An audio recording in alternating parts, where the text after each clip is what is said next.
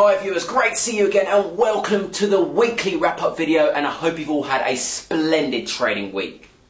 So looking back then to the key events, firstly before I mention that, I just want to note something.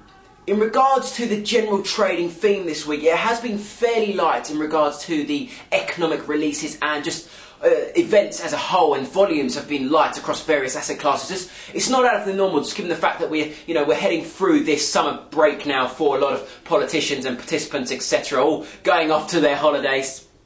But just to mention, firstly, in regards to key events, FOMC minutes, bearish on the economy, or downbeats as you say on the US economic outlook, though that was in line with market expectations.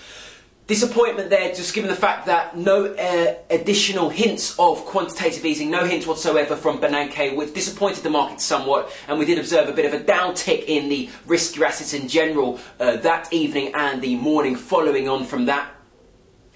Looking in Asia now, Chinese GDP, which did have the focus, market participants were anxiously awaiting upon this, and it did come in slightly below market expectations there, in fitting what markets were expecting. They were all expecting for a weaker reading on that data, though it is still slightly above what the Chinese government had forecast for the data.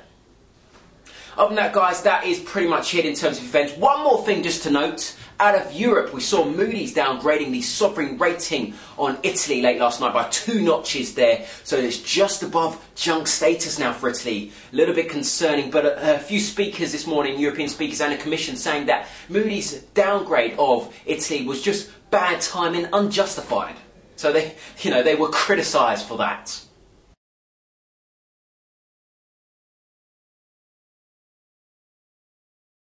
So looking ahead then to the key events next week, out of the US we'll see the discount minutes of the Fed, and we'll also see the Bank of England minutes. Now that'll be interesting, just following the Bank of England hiking their quantitative easing or their asset purchase facility by £50 billion. And we'll also look out for, out of Canada, the Bank of Canada rate decision, where the bulk of analysts do expect for rates to be unchanged at 1%. Thank you very much, have a great weekend.